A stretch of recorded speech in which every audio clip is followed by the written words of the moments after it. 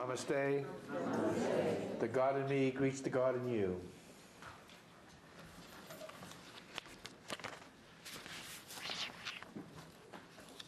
What I'm showing you here is the official seal of the President of the United States. I received an invitation in 1979 to attend the official presidential reception for the Vice Premier of China, Deng Xiao-Ping, in Washington, D.C. Our trading company that I was a partner in, was a member of the U.S. Council for National China Trade, the sponsoring organization of that visit. And so in the spring of 1979, on the company telex, these words came across. You're receiving presidential invitations to the reception of the Vice Premier of China to be held in Washington, D.C., blah, blah, blah, blah, blah, blah. Do not respond to this telex. You'll receive an invitation in the mail. Well, my partner had just returned from a State Department briefing on China trade, and so it was my turn. And I accepted this gift. In the spring, shortly thereafter, we received invitations, and my wife and I went to Washington, D.C. The reception was held at the John F. Kennedy Center for Performing Arts on Monday, January 29th. And it featured John Denver. It featured Rudolf Serkin, among others. And the list of who attended included Arthur Anderson, AIG, American International Group, American Cyanide Company, the Aluminum Corporation of America, American Express, John Deere and Company, Dow Chemical, DuPont, the First National Bank of Chicago, W.R. Grace, IBM, International Telephone and Telegraph Corporation. Truly the 1%.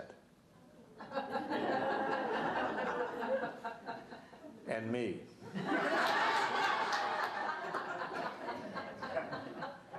It was a black tie affair.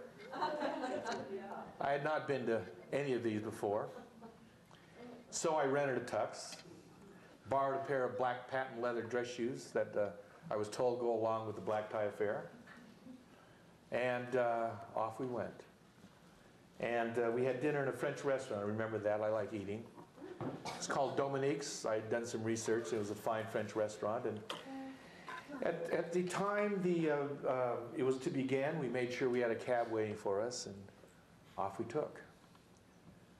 And this is before my psychic days. As we approached the John F. Kennedy Center for Performing Arts, we were caught in a traffic jam of limousines. And there we were in our cab that we had called. And the limousines were lining up to release their passengers in front of the John F. Kennedy Center. And I quickly realized if I stayed in that line, I would be getting out of a cab, taking out my wallet, trying to pay off the cab driver as he left in a line of black limousines. And so I took quick and immediate action. I asked the cab driver how much the fare was. I gave him enough to make sure that he was taken care of, and we bailed out of the cab because the last thing I wanted was to be in that line and the door opening and me getting out in front of that John F. Kennedy Center. It was an amazing crowd that night. Elizabeth Taylor, I saw her, Dick Cavett, and when it was amazing because the captains of industry were there, and they all sort of looked the same. Tan, good looking, their wives. This was truly the 1%. And they had been chosen on that basis. The evening was rather amazing. It was President Carter who had sent out the invitations. And a good time was held by all. I didn't know any of those people, except as fate would have it, I did know the chairman. John C. Brizendine, chairman of McDonnell Douglas. And just the month before, I had met him and the board of directors where I had pitched my idea to be included in McDonnell Douglas offset. They invited me to come because we were in the China rug business. And at the time, Chinese rugs were the second largest import into the United States behind oil. This is before the 1% had figured out that China could easily make their products at a far less hourly wage than US workers. 1979. What I want to talk about is another invitation. I had received it 10 years before, in 1969, almost exactly 10 years before. I don't have a copy of that invitation, but I remember it. It said, "Hear ye, hear ye. The Sons of Harbinger Foundation are presenting the celestial synapse. The Grateful Dead. Invitation only. Free." This was 1969, the end of the 60s. The Haight-Ashbury in San Francisco scene never looked quite what people thought it was going to be. In the beginning, it was flooded with young people from across the United States coming to San Francisco for what the promise of the hippie consciousness promised. And along with the hippies came runaways, the drugs eventually. And after 3 years, many of those original people who had been in the Haight-Ashbury had left to the hills of California, leaving the streets far different than they had been 3 years before.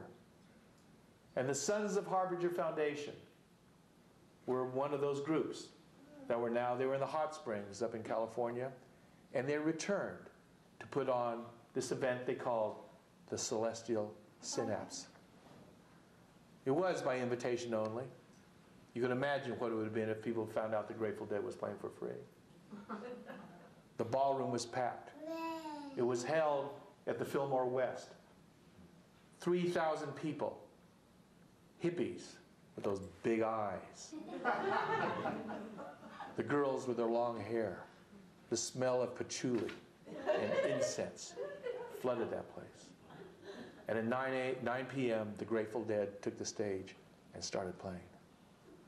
And they played for hours. Hours. And the vibration got higher and higher and higher. At a certain point, they put their guitars down and placed it against the amplifiers, causing that feedback just to fill that auditorium. It was a vibration so high that we could not be maintained. And so Steve Gaskin took the stage, and he took out his conch shell and began blowing. Boom.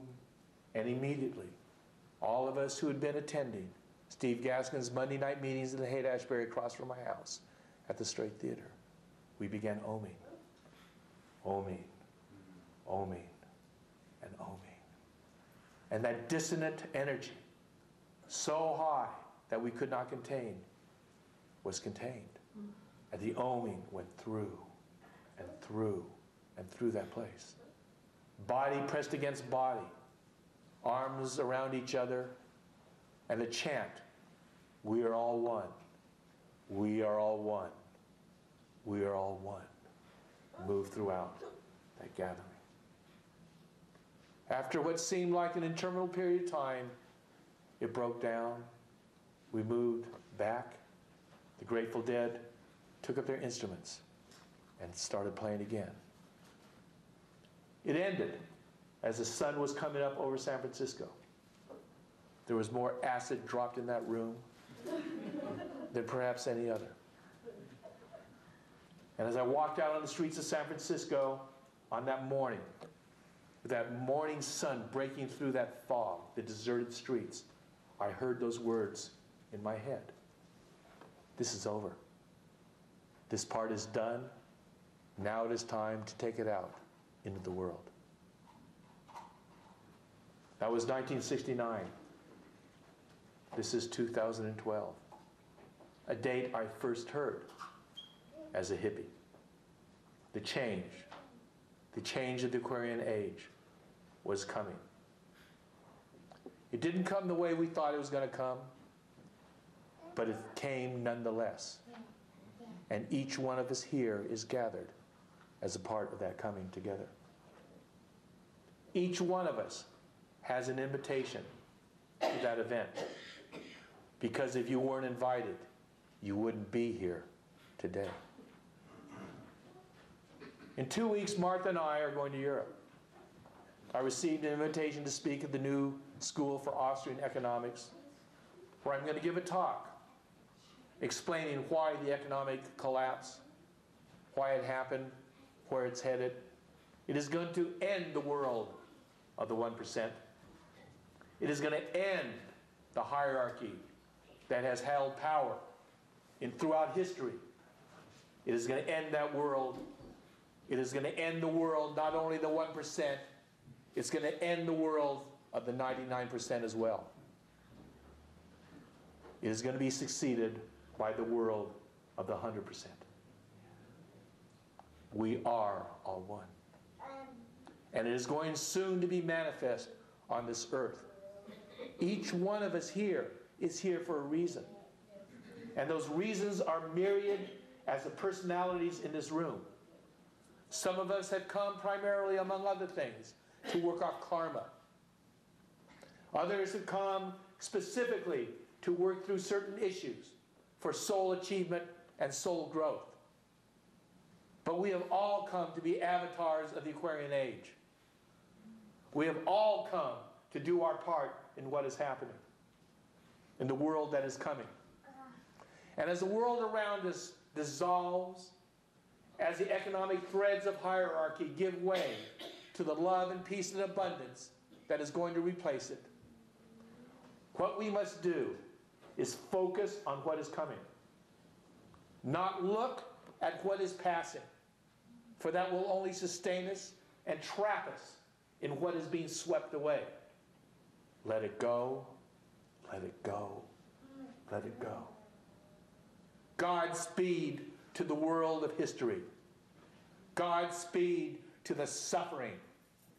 Godspeed to the sense of separation. Godspeed to all that has gone before. A new world is coming, and it is up to us to usher it in, for that's why we are here. That's why we're here. One of the things that we have been told at the temple is that we're going to bring in is healing. That's why at every service we have our healing here. And that's why I want to read you something that came to me in this last week.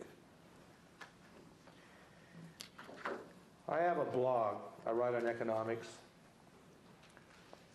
And around a year ago, I got a letter, an email from somebody. It's quite flattering. And we began a short exchange, and we realized that there was a spiritual foundation to our relationship. You wouldn't necessarily easily see it from reading my economic writings, where I talk about financial instruments, who's who, and why we are where we are, and what's going to happen. But he intuited, we began a friendship. We've never met. And we don't often correspond, but I know who he is when it comes across. A few months ago, he sent out an email to the people on his list, informing us that he had just been diagnosed with Parkinson's. He asked for our prayers and our thoughts as he began this journey. On March 1st, I received this email called Sharing a Bit of My Process. Quote, I was asked how I was doing these days, and after I finished my response, I realized I could use it to let you know where I seem to be in my process right now. Hi, thanks for checking in on me. I seem to be journeying these days in and out of relentless migraines on top of Parkinson's symptoms.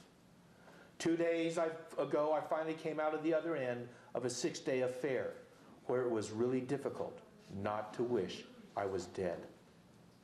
Many days are spent now in tears, tears from the physical pain that's happening so much now, and also from the emotional pain that comes from simply trying to grapple with how hard it is not to give in and believe that these symptoms are bigger than me. I have never before been faced with something physical that simply never stops. It is a dark and also deeply humbling experience. But I am beginning to get something now. Whether the relentlessness of these symptoms are to be a gift or not clearly depends on the degree to which I surrender to them, as if to the feet of God. And surrendering clearly requires that I express the devotion of my natural medicine efforts solely within the context of acceptance, love, and compassion, or risk falling into the popular dualistic trap of me versus Parkinson's, i.e., fighting the disease, which is so obviously what causes many people to lunge for the drugs. When the pain often literally takes my breath away and makes it nearly impossible to be present to each inhale and exhale, it's so tempting to let myself be seduced by the thought, quote, it would be so much easier, unquote, to perceive my circumstances as me versus the symptoms. But thankfully, it usually only takes the return of the next breath to realize that if I were to give into that, I would be squandering all the chi for awakening that I've gathered over the last 40 years. However, twice in the last few days, I definitely lost touch with the fact that the thought, quote, I can't take this anymore, I can't live like this, unquote, is still and always will be just a thought. And my identification with this thought definitely produced an invite for a spot of tea with Dante. Ah, the irony that comes with inhabiting a body during our brief time on Gaia. Sometimes when pain becomes relentless and blinding, it seems our eyes are made able to see only what's so, but only if we're able to submit ourselves to the experience in much the same way a novitiate throws him or herself to the feet of the master. I understand better than ever now why those who have succeeded at what I am trying to do refer to this process as partly a time of reinventing yourself, but even more so, a time of being reinvented. Warmest regards and namaste, Michael.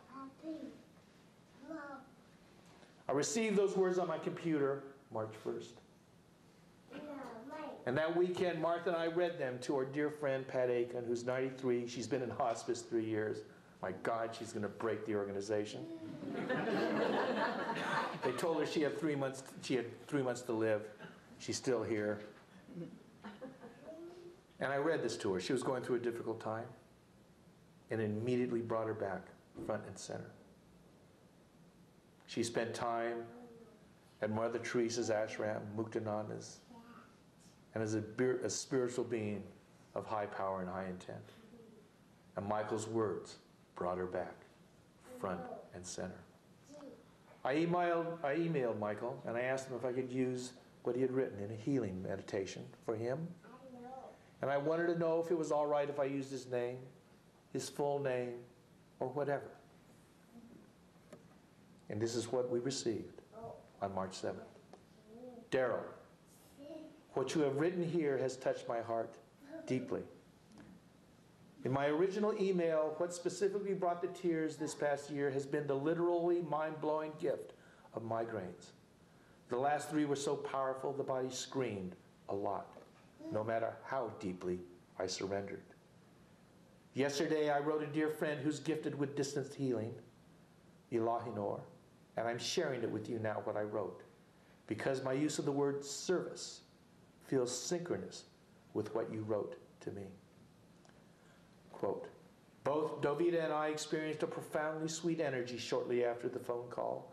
The impact of these symptoms dropped away, and we were able to sleep a few hours. Today, no voice and very, very weak. But when I awoke this morning, I felt only profound gratitude for everything. These migraines are such fierce grace and are truly the most demanding service that has ever been asked of me. I find, especially at times of severe pain, it can be so incredibly challenging to remember that how we choose to relate to whatever life experience we're given causes our experience to be either restricted to the narcissistic hell of suffering or transformed into an offering of love to the evolutionary process of humanity. I have always loved the story of Ramana Maharshi's experience of bone cancer. Towards the end of 1948, a small nodule appeared below the elbow of his left arm. And as it grew in size, the doctor in charge of the Ashram dispensary cut it out. But in a month's time, it reappeared. Surgeons from Madras were called, and they operated. The wound did not heal, and the tumor came again. On further examination, it was diagnosed that the affliction was a case of osteosarcoma, an extremely painful form of bone cancer. The doctor suggested amputating the arm above the affected part. Ramana replied with a smile, "There is no need for alarm. The body itself is a disease. Let it have its natural end. Why mutilate it? Simple dressing on the affected part will do." 2 more operations had to be performed, but the tumor appeared again. Indigenous systems of medicine were tried, and homeopathy too. The disease did not yield to treatment. The sage was quite unconcerned and was supremely indifferent to suffering. He sat as a spectator watching the disease waste the body, but his eyes shone as bright as ever, and his grace continued to flow towards all beings. Crowds came in large numbers. Ramana insisted they should be allowed to have his darshan. Devotees profoundly wished the sage should cure his body through an exercise of supernormal powers. Some of them imagined they themselves had the benefit of these powers, which they attributed to Ramana. Ramana had compassion for those who grieved over the suffering, and he sought to comfort them by reminding them of the truth that Bhagavan was not the body. Quote, "They take this body for Bhagavan and attribute suffering to him. What a pity. They are despondent that Bhagavan is going to leave them and go away. Where can he go? And how?" Darryl, please know that I most certainly know that while Ramana's last incarnation in the body was clearly the final one, this one for me is not. Hence it feels relevant and important to seek healing and prolong this current mortal existence as long as possible. So as much service and inner work as possible can happen through it. I began a study of tyramine and tannins yesterday, and I've already intuited a possible connection to the symptoms of Parkinson. Please feel free to use/share anything I write to you. Michael or Michael Day is fine. Really, my friend, however it feels right to refer to me at the time of your service will be perfect. Thank you, Darryl, for walking next to me while I make my way through this quote-unquote corridor. Knowing you and Martha are with me helps me open even more at moments when it's easy to be seduced by the thought, I can't just open more than this. But then again, that's just a thought, isn't it? Warmest regards and namaste, Michael. I would like to do a healing for Michael right now, specifically. His name is Michael Deng. We're going to use the Bruno Groening call for the Heilstrom, which is God's healing light. The way you do it is to place your feet on the ground, your hands upright on your lap, and open to God's Heilstrom, the healing stream of God, and let it flow through you. Father, Mother God, thank you for this healing stream that you've given to us to bring healing to our brothers and sisters in need on this planet at this time. Open, open, open. Feel the stream move through your body. Feel it. Feel your body. Feel it. Feel your body.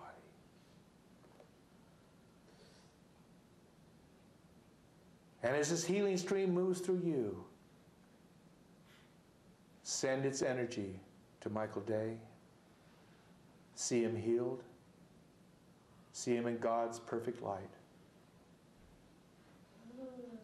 And now thank our Creator for the healing. And while we're in this sacred space, bring another that needs healing. It may be financial, it may be emotional, it may be physical. It may be you, it may be another. Do not put yourself out of this, out of feelings that you must serve another before you serve yourself. For there is only one of us here. It does not matter. Bring that situation into the healing light and feel the light. Bring it to perfection. Now bring another. See perfection where before there was an apparent problem. And now another.